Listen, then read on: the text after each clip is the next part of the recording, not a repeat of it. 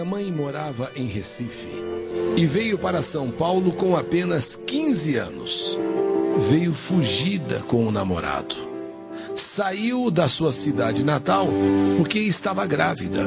Como os meus avós não aceitavam ela de barriga, a única solução foi fugir. Ela pensava que em São Paulo seria tudo às mil maravilhas, mas se enganou. Como se enganou? Minha irmã mais velha nasceu, a Silvia. Mas o pai da minha irmã mais velha, a Silvia, o pai dela, começou a maltratar muito a minha mãe. Trancava ela em casa, não deixava ela sair para lugar nenhum. Ele morria de ciúmes da minha mãe. Se ela fosse na rua, quando ele chegava, o pau quebrava. Ela não podia sair para canto algum, não podia ir para lugar nenhum. Ele morria de ciúmes. A minha mãe, não aguentando essa vida, olha que ela veio grávida, já que os meus avós não aceitavam ela de barriga lá em Recife, ela saiu de lá com apenas 15 anos, veio fugida com o namorado. Aqui teve a filha Silvia, porém aquele namorado tornou-se um marido muito ciumento. Minha mãe, não aguentando mais essa vida, resolveu largar esse homem. E mais tarde conheceu outra pessoa. E essa outra veio a ser o meu pai. Morador do mesmo bairro, nessa época ela já morava em Cubatão, uma cidade da Baixada Santista. Meu pai, um homem mulherengo, um homem que vivia em porta de bar. Quando bebia, ele virava um monstro. Se ele não bebia, ele era um anjo. Quando ele bebia, era um monstro. Batia em todo mundo. Eu nasci de 7 meses na casa da minha avó. Sabe por quê? Porque meu pai deu uma surra na minha mãe. Meu pai deu uma surra na minha mãe grávida de 7 meses. E se não fosse a parteira vir correndo, eu teria morrido. Eu não estaria escrevendo essa carta para contar a história. A sorte é que a parteira encontrou a parteira, vai lá correndo. Depois da surra que a minha mãe levou, grávida de 7 meses, eu nasci. Quando minha mãe foi, então, depois para o hospital, ela estava com o olho desse tamanho, roxo. O murro que meu pai deu nela. Quando os médicos viram, disseram para ela: o que aconteceu? Eu caí. Ela não falou que apanhou do meu pai, senão eu ia dar polícia. Não, eu estava desesperado e eu caí e bati com o rosto no chão. Então, mas é verdade mesmo? Isso aí não é soco? Não. Eu caí e bati. Então, aí eles atenderam a minha mãe, atenderam a mim, que tinha nascido em casa, né, pelas mãos da parteira, e os médicos já disseram: olha, sua filha não tem muita chance de viver, não. É bom a senhora se preparar.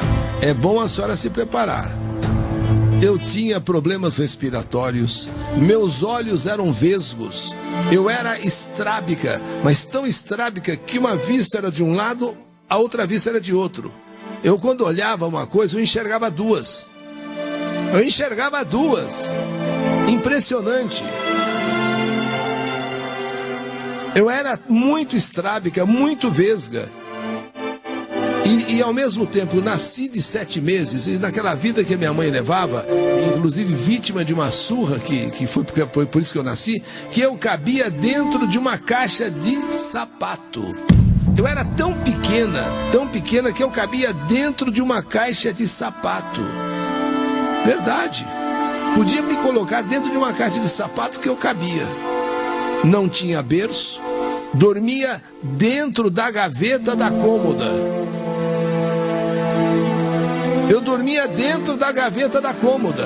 Minha mãe abria a gaveta e colocava, porque eu era muito pequena, muito pequenininha. Quer dizer, mesmo que eu nascesse, acho que de 9 meses, eu ainda seria uma pessoa pequena, uma menina pequena. Agora nasci de 7, então nasci menor ainda. Então, não tinha berço, dormia dentro da gaveta da cômoda. A cômoda, sabe que tem aquela gaveta maior. Então ela ajeitava ali a caminha dentro da gaveta e é ali que eu dormia. Eu só consegui sobreviver por milagre de Deus, a verdade é essa. E os médicos tinham avisado a minha mãe: se acostuma com a ideia de que a sua filha pode não sobreviver. As chances são muito pequenas. Minha mãe, católica, mas não praticante. Minha mãe não era de viver na igreja. Os meus olhos vesgos. Usava um tipo de tampão em um olho. Aí no outro dia, em um outro olho. Aliás, na verdade, eu fiquei com um bom tempo com esse tampão, cada vez de um lado do olho. Porque quando eu olhava para qualquer coisa, eu via duas. Por isso eu tinha que usar o tampão. Eram muito tortos os meus olhos. Eram muito tortos. Meus olhos ficavam, por causa disso, lacrimejando. Parecia que eu estava chorando o tempo todo. E criavam um tipo de casquinha. Quando fiz 5 anos, minha mãe percebeu que eu conversava sozinha. Mas na realidade eu não estava só. Eu estava conversando sim, e sempre com 2 crianças. 2 crianças que me faziam companhia. Com essa idade de 5 anos, eu tive uma visão de um acidente de um carro com um caminhão. E eu via apenas uma criança. O resto, todos mortos. Eu contei para minha mãe que eu tinha visto isso.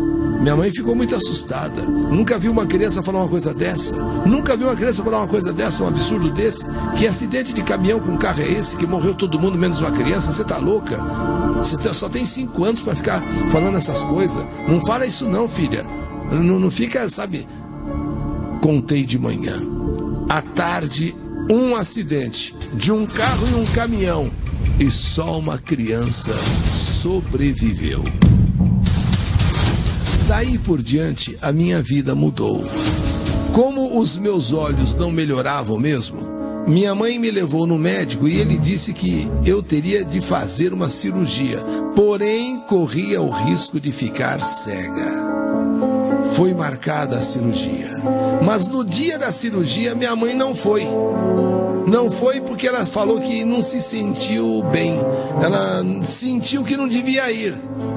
Porque o médico falou, ó, vamos fazer a cirurgia, mas ela corre o risco de ficar cega. Então minha mãe preferiu que eu enxergasse do jeito que eu estava enxergando do que ficar cega. Então ela, no dia da cirurgia, ela sentiu que não devia ir. Usei óculos, usei colírio, água boricada, mas nada das minhas vistas melhorarem. Com 8 anos de idade, minha mãe conheceu uma vizinha que morava do outro lado da rua que disse para ela, eu conheço uma pessoa que pode curar sua filha. Eu conheço. Minha mãe, mais que depressa, perguntou, mas quem é essa pessoa? A resposta veio de imediato. É um homem que faz cirurgia espiritual, mas não é aqui em Cubatão, não. Minha mãe, então, ficou curiosa. Mas que homem é esse? E onde é que ele fica? Ele é de Itanhaém. Ele tem um sítio em cima de um morro. É lá que ele atende. E eu tenho certeza que ele cura sua filha. Então você pode me levar até ele? Minha mãe fazia qualquer coisa para me curar. Qualquer coisa que falasse, que alguém indicasse, ela ia atrás. A vizinha disse, claro que sim, eu levo sim. Então marcaram o dia, acordaram bem cedo e ainda era de madrugada quando saímos de Cubatão com destino a Itanhaém. E lá em Itanhaém, tínhamos que subir uma serra onde o homem morava lá no alto, ele tinha um sítio, um pequeno sítio. Quando chegamos lá, ainda era bem cedo, nós nos assustamos, tinha muita gente. Ou seja, tinha gente que chegou antes de nós. Olha, muita gente para se consultar com ele. E tivemos que pegar, inclusive, senha. Senão não tinha jeito. Só fomos atendidas, chegamos antes das 6 e só fomos atendidas na hora do almoço. Quando chegou a nossa vez, uma moça veio nos chamar. Entramos numa sala meio escura, iluminada só com luz de vela. Uma sala meio escura, embora fosse mais ou menos meio-dia, mas a sala escura, iluminada só com luz de vela. Os móveis todos de bambu. Era um homem de mais ou menos uns 65 anos, sentado em uma cadeira, e tinha mais 2 homens, um de cada lado. Só que o impressionante é que ninguém via esses homens. Só eu via esses homens do lado dele, um de cada lado. Como aquele acidente que eu vi aos 5 anos de um caminhão e um carro, em que só uma criança sobreviver. Agora ninguém via os homens do lado desse senhor, mas eu via ele no centro, sentado, e 2 homens do lado dele. Minha mãe falou primeiro. Minha mãe disse que tinha uma hérnia muito grande na virilha e se dava para ele fazer alguma coisa, uma cirurgia espiritual. E depois falou do meu problema e me mostrou para ele: olha aqui, olha, o senhor está vendo as vistas da minha filha? Ela nasceu assim, vesga. Na hora ele disse: essa menina tem mediunidade. Essa menina tem mediunidade e muito apurada. Aliás, ela já é médium desde o berço, já nasceu com esse dom. Você sabia que ela tem visões? Você sabia que ela tem esse poder de ter visões? Minha mãe respondeu: sim, eu sei. Ela já me falou coisas que aconteceram. Ela viu coisas que ninguém imaginava. Eu vou fazer uma cirurgia em vocês duas.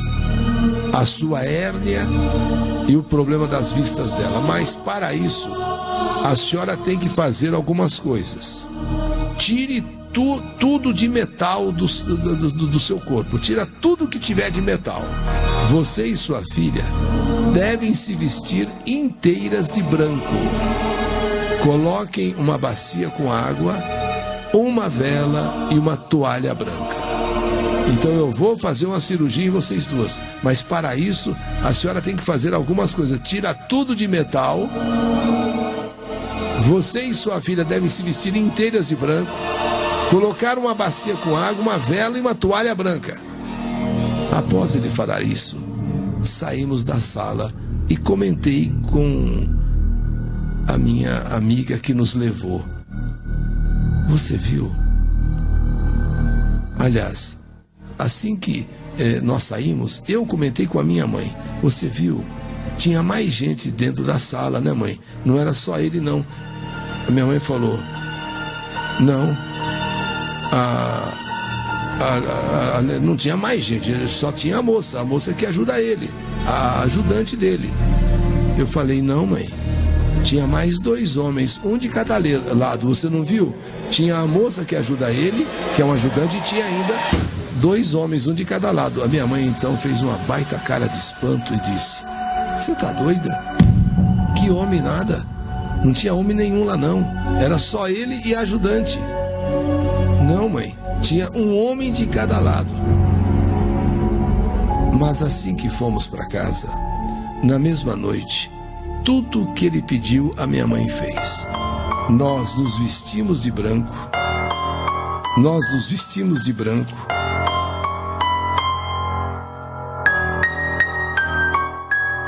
Inteirinhas de branco.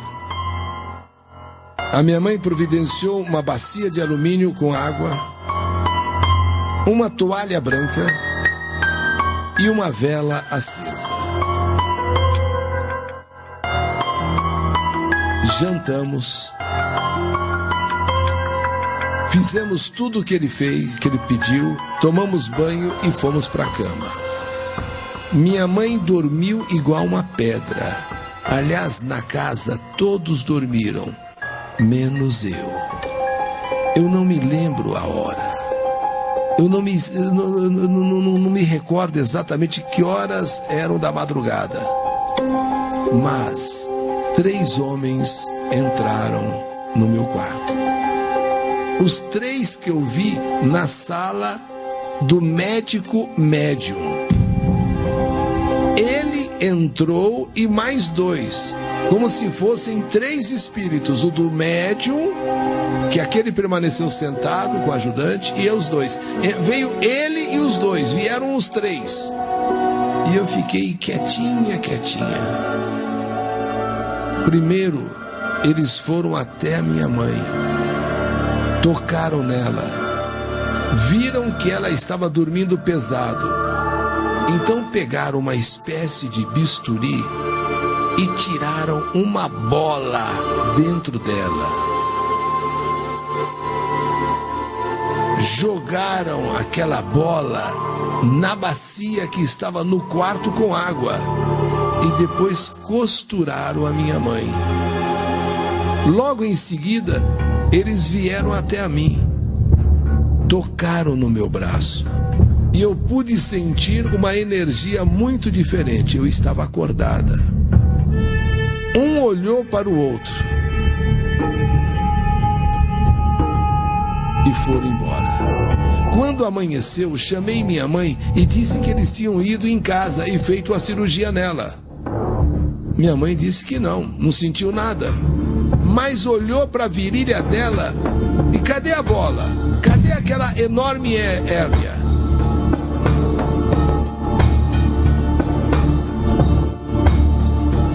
Ela reparou, realmente a hérnia não estava ali.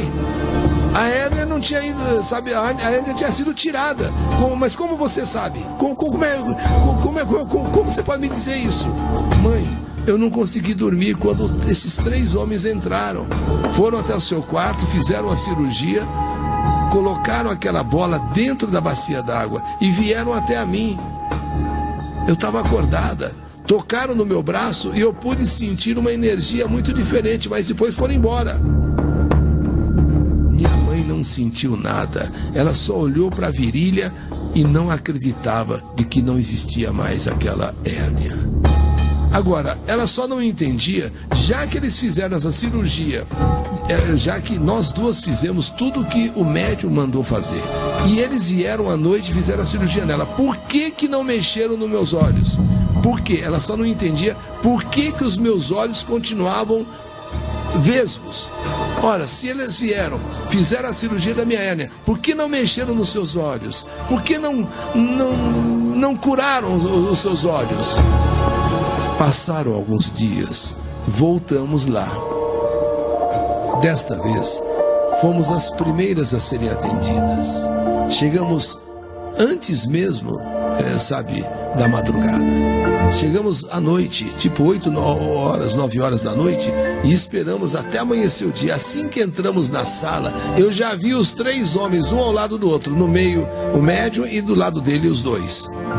Minha mãe agradeceu o que ele tinha feito por ela, mas perguntou por que não haviam feito nada em mim, por que não fizeram a cura da minha filha. Eu realmente fui curada, mas e a minha filha? E o médium respondeu: tentamos fazer na sua filha, mas ela não dormia e viu quando entramos no quarto. Aí a minha mãe perguntou: quando vocês entraram no quarto? Mas vocês não é um só? Ele respondeu: não, eu trabalho com mais 2 espíritos. E sou apenas o médium de transporte. No dia em que vocês saíram daqui, sei que a sua filha comentou que me viu com mais 2 homens. E a senhora não acreditou. Mas olha, sempre acredite no que a sua filha fala. Ela é médium, desde o berço. Desse dia em diante, minha mãe passou a frequentar esse local. E eu ia com ela. E eu sempre via espíritos, mas nunca quis trabalhar com isso. O tempo foi passando, os anos passando. Quando fiz 18 anos, eu passei a frequentar outro local. Mas não fiz santo, apenas frequentava. Minhas visões passaram a ser cada vez mais claras. Mesmo minha mãe frequentando esse local, ela também tinha muita fé na igreja evangélica. E sempre orava com copos d'água por mim, pela minha saúde e pelos meus olhos. Com o tempo, eu passei também a ser evangélica. Então, essa carta é para dizer que em um dado momento,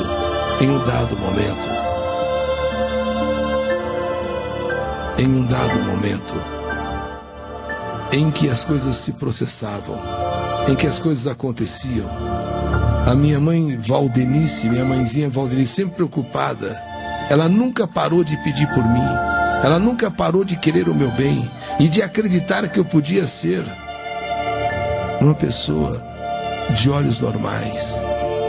Ela já tinha feito todos os tratamentos possíveis e imagináveis, E foi numa noite em que eu estava dormindo, como se eu tivesse sido anestesiada. Nesta noite, eu não consegui acordar. Porém, eu senti que de um lado e de outro, comecei a ser operada. Havia aquele homem do centro, aquele homem médium, comandando os outros dois, assim, orientando. Eu, engraçado, sentia que algo acontecia em mim, percebia lá no fundo que uma cirurgia estava sendo feita em mim. Mas eu não conseguia acordar. É como se eu estivesse anestesiada. Sabe quando você está em coma? E muitas pessoas em coma, elas não acordam, mas elas pensam. Você fala com elas, elas ouvem. Você fala com elas, elas respondem, apertam a mão, fecham um olho, às vezes até soltam uma lágrima. Então eu estava mais ou menos assim. Eu estava anestesiada, como se eu estivesse adormecida e todo um processo estava acontecendo comigo. A minha mãe sempre pedia por mim. A minha mãe sempre orava por mim. Ela sempre queria meu bem. E acreditar que eu podia alcançar, sim. Já que ela alcançou aquela graça de se libertar daquela hérnia, que um dia aqueles médicos espirituais fariam uma cirurgia. E de repente eu deixei de perceber tudo. Como se eu entrasse num coma profundo. Como se eu estivesse dormindo um sono assim de pedra. Só fui acordada no outro dia pela minha mãe.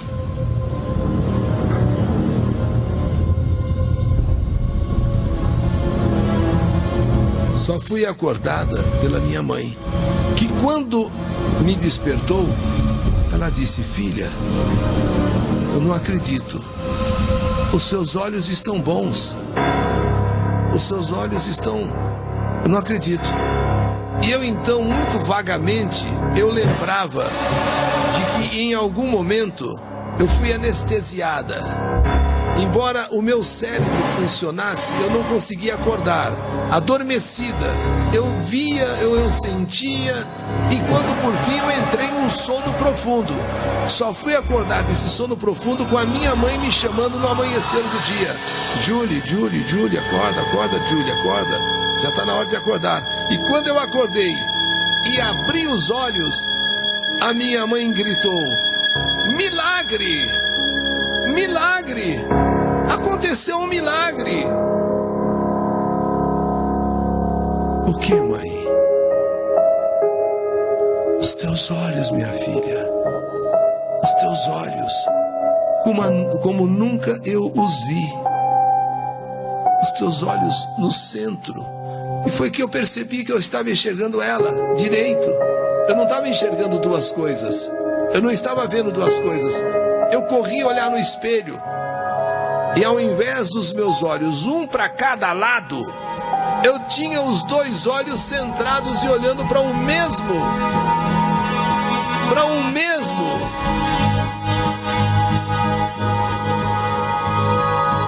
Olhando para um mesmo sentido.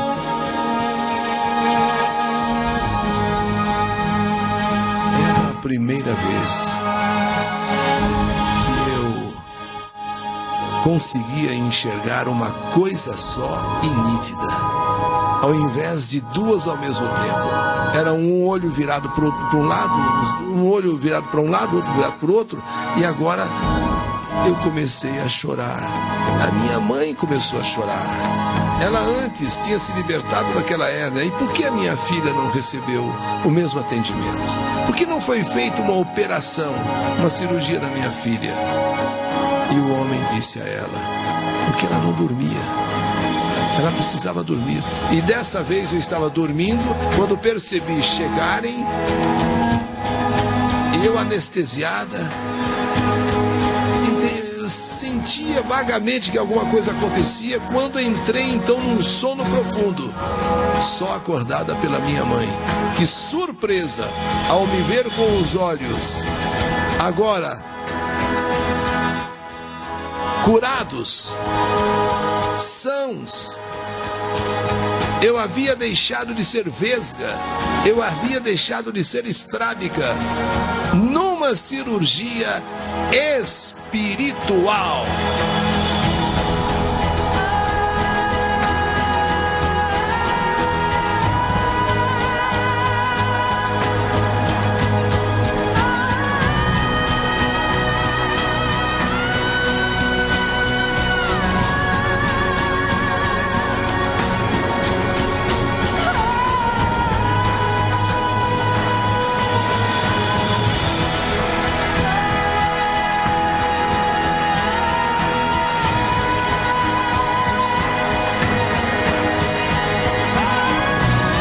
Denise,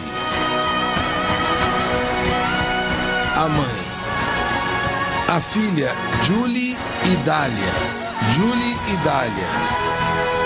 falando sobre cirurgia espiritual. Vocês já ouviram falar em cirurgia espiritual?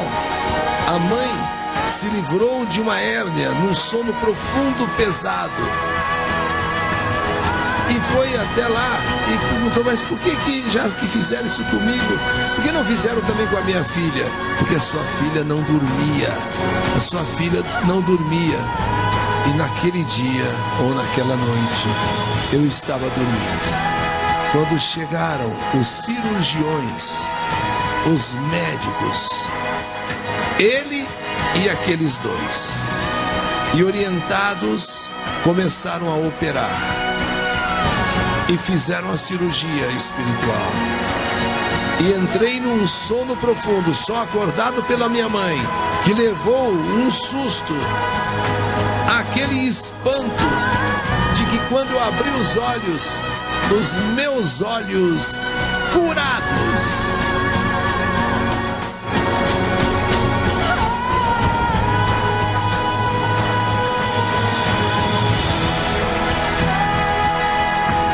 Rádio Capital, cirurgia espiritual.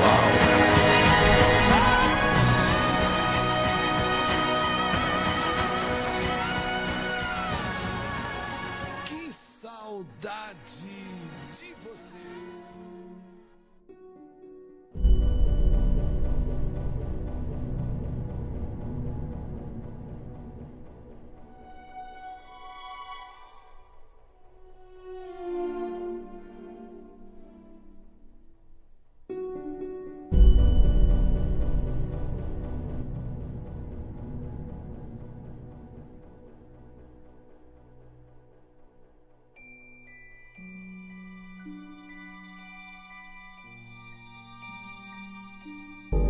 Eu era criança ainda, muito pequeno mesmo, quando comecei a sentir manifestações paranormais. É claro que naquela época eu não entendia nada daquilo e sofria muito. Recordo como se fosse hoje o relacionamento com minha amiguinha. Eu devia ter uns 4 anos de idade, quando minha amiguinha aparecia no alpendre de casa para brincar comigo. E eram as raras lembranças da primeira infância. Sim, essas lembranças de quando ali na varanda de casa a minha amiguinha aparecia para brincar comigo.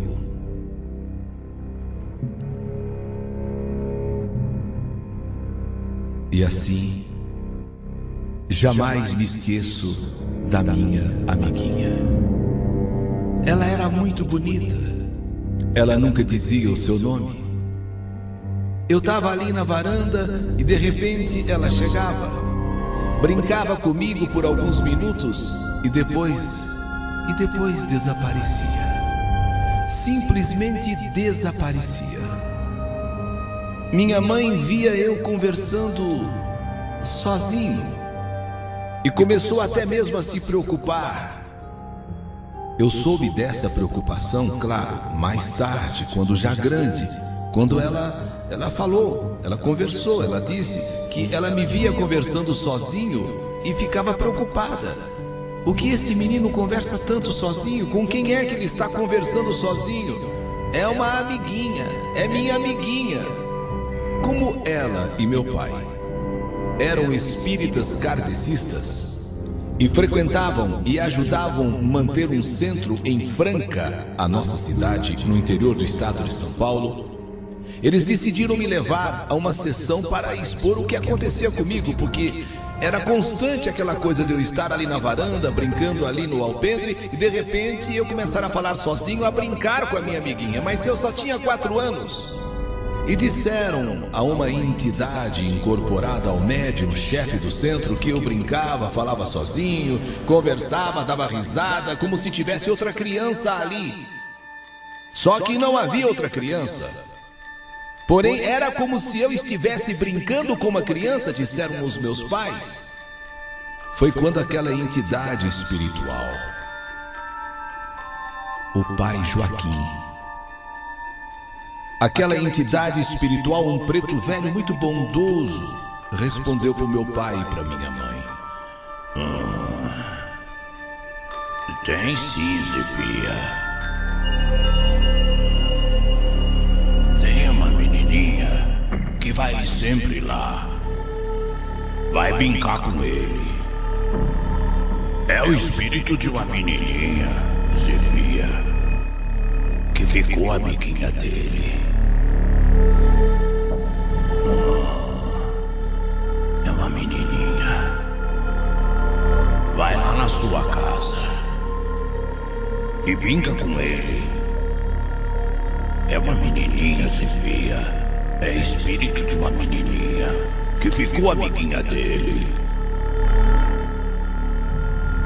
Aquele centro não era de Umbanda, era kardecista, mas a entidade que o regia era o pai Joaquim, um velho e sofrido escravo que hoje no plano astral goza do privilégio de ser um espírito luminoso e prestador de muita caridade.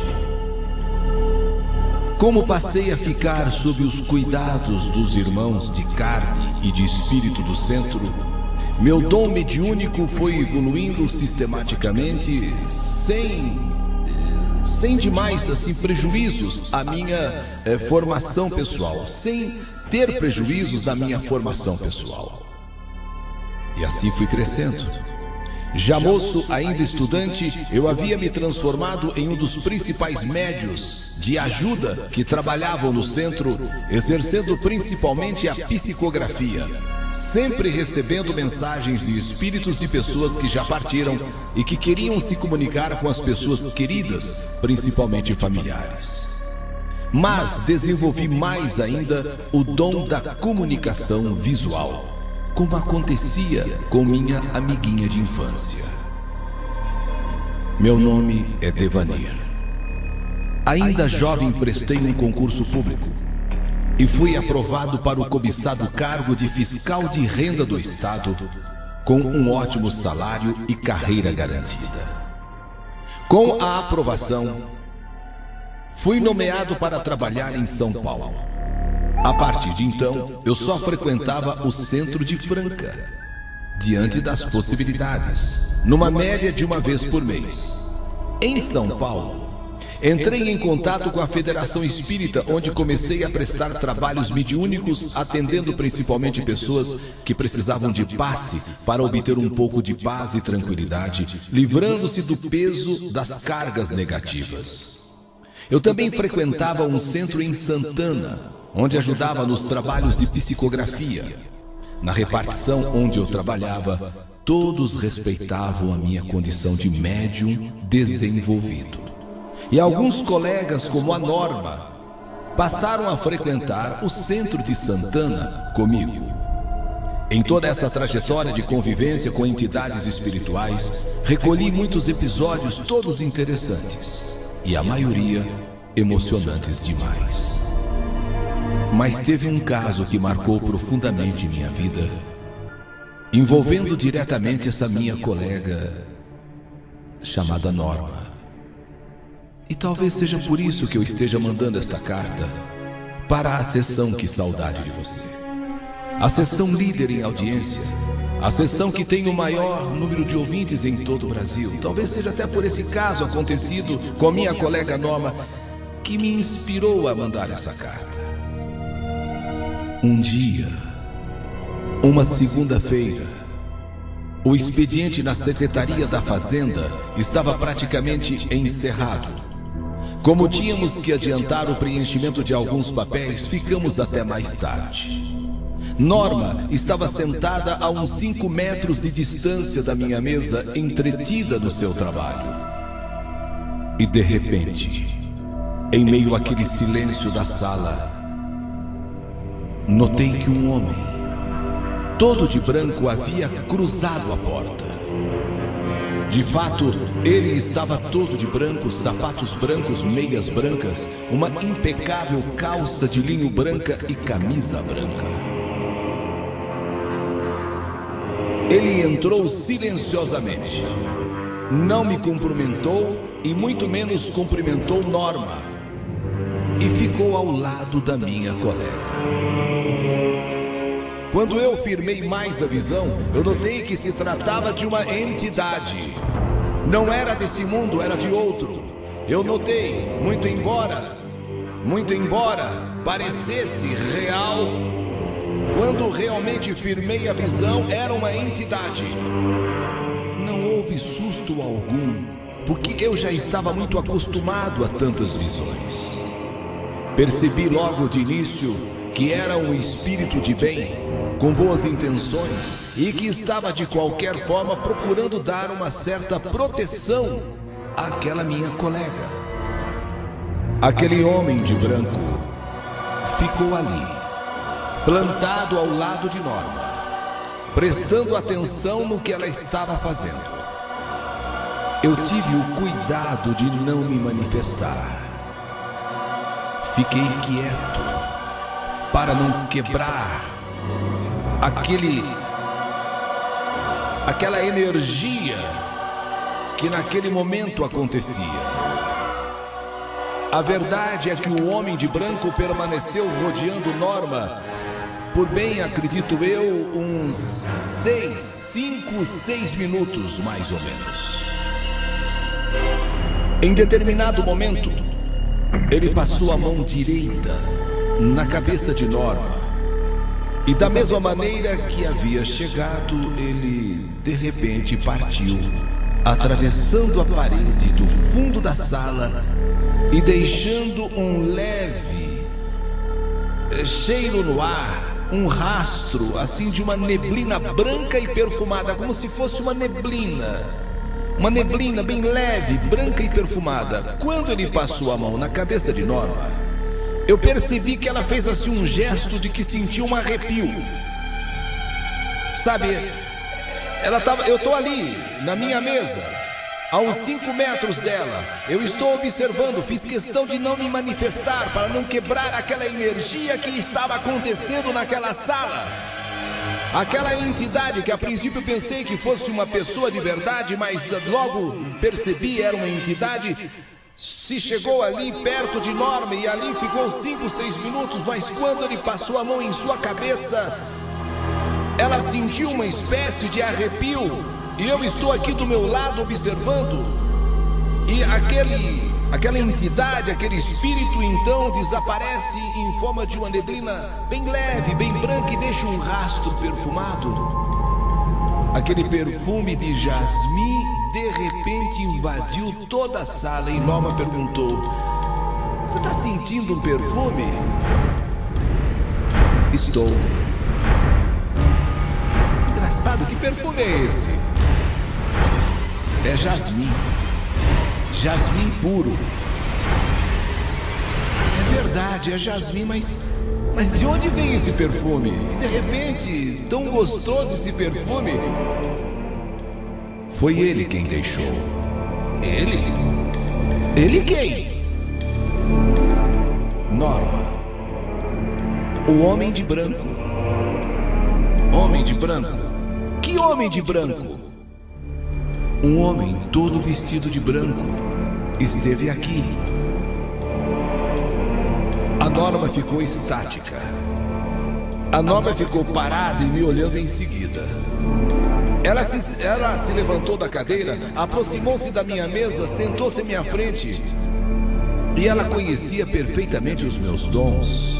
Ela sabia perfeitamente, porque ela era uma das que começou a frequentar o Centro Kardecista de Santana. Ela conhecia os meus dons mediúnicos, então ela me pediu: diga mais.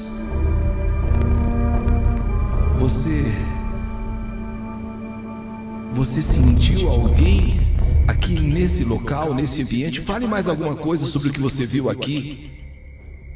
Uma curiosidade normal, natural. O que eu vi, Norma? Um homem bonito, totalmente vestido de branco, sapatos brancos, meias brancas, calça branca de linho, inclusive o cinto branco, uma camisa de seda branca, cabelos grisalhos. Ele entrou por aquela porta.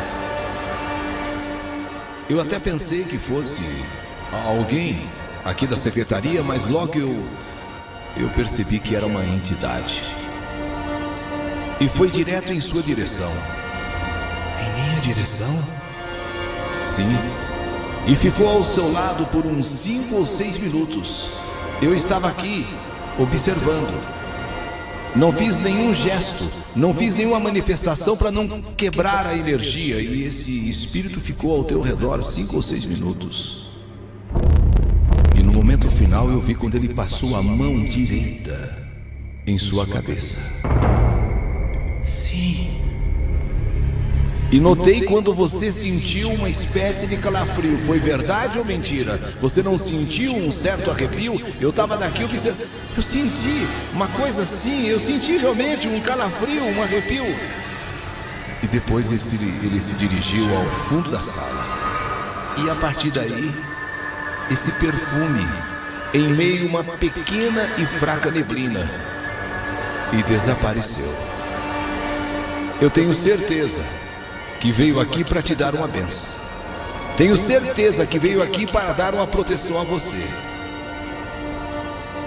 Porque ele ficou ao teu redor, assim te contemplando, e por fim ele te colocou a mão direita sobre a sua cabeça.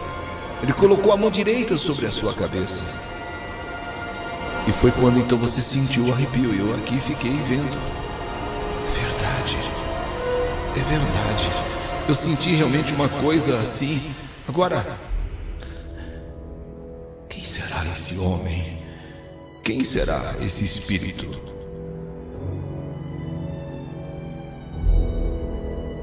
Talvez alguém que você conheceu. Era uma pessoa bonita. Era uma pessoa de cabelos grisalhos.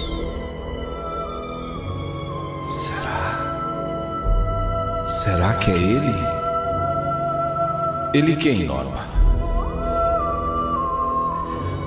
Será que ele esteve aqui? Ele tinha os cabelos grisalhos.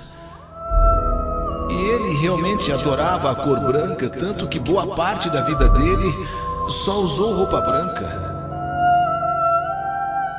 Mas será que é ele? Será que foi ele? Por várias vezes eu lavei as suas roupas, suas calças brancas, suas meias, camisas brancas. Será que ele esteve aqui? Será que foi ele? Norma, calma. Quem você está imaginando que seja? Quem é que você está imaginando, minha amiga? Eu não estou imaginando. Eu tenho certeza. Eu não sei, você me falando assim, eu me lembrando, eu tenho certeza. É ele. Ele quem? Meu pai. Meu pai. Meu pai. Minha mãe guardava seus vestidos, saias e blusas de um lado. Do outro lado, era bonito ver as roupas brancas que meu pai usava. Eram várias camisas, todas brancas, calças, a maior parte brancas, meias. Ele gostava de usar cor branca, ternos brancos, além de cintos brancos para tudo combinar. E ficavam pendurados, inclusive sapatos brancos. Quando ele morreu, há 4 anos, minha mãe deu tudo para um asilo de idosos. Minha mãe não quis ter nada para não ficar assim, sabe, com aquela recordação constante. Meu pai esteve aqui. Meu pai esteve aqui. Meu pai esteve aqui, Devanir. Meu pai esteve aqui.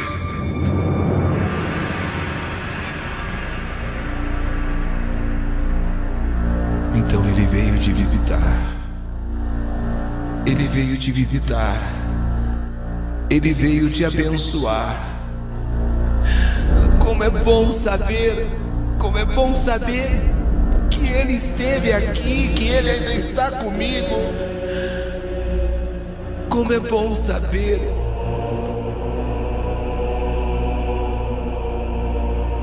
Me permita fazer uma oração para o meu pai.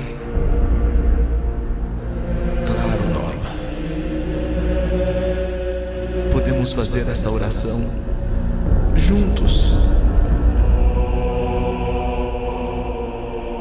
Ainda sentindo essa fragrância de jasmim que ele deixou. Papai, meu pai. Ai, meu pai, você esteve aqui. Me diga, Devanir, como ele está? Ele está muito bem, muito bonito.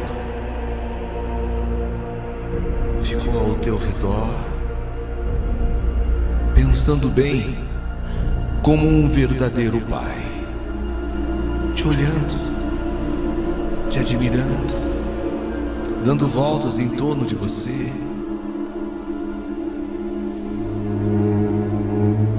Te contemplando como filha adorada que você provavelmente foi na vida dele. Pelo que eu vi, teu pai está bem, todo de branco, camisa, calça, cintos, sapatos, cabelos grisalhos, muito bonito.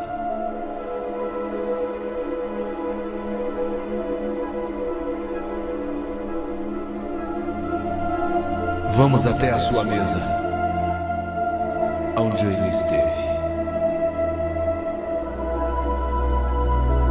e onde o aroma do jasmim está mais presente. Oremos pelo espírito do seu pai. Rezemos agora, juntos.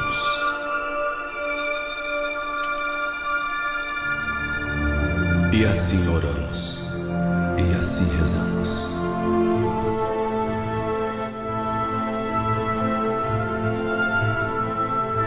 Eu sou o médium Devanir, apenas um senhor aposentado como fiscal de rendas do estado. E esse apenas é um dos casos que quis escrever para o seu programa, Eli Correia.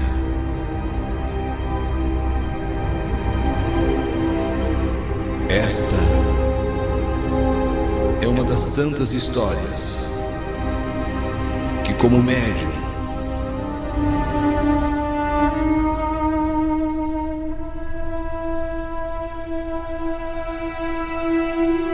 vivenciei.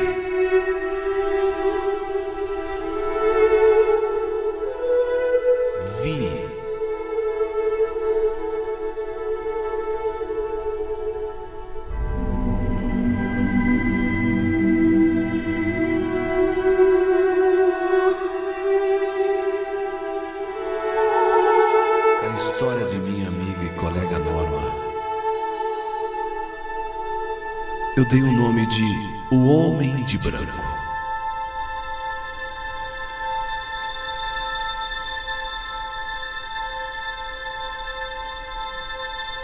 Norma, entre lágrimas, orou e agradeceu pela presença de seu pai ali, que durante 5, 6 minutos esteve ao seu lado, sem que ela percebesse, evidentemente, porque era apenas um espírito. E no momento que a abençoou, colocando sua mão direita sobre sua cabeça, em forma de uma leve neblina, deixou no ar um cheiro gostoso de jasmim e desapareceu. E aí oramos e rezamos.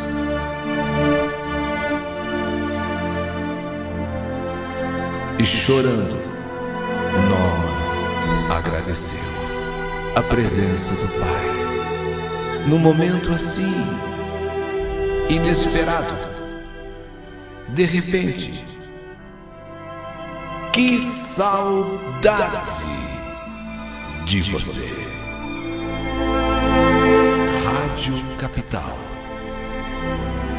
Mais uma história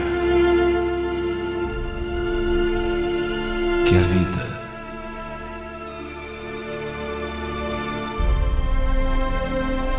ou o após-vida escreveu.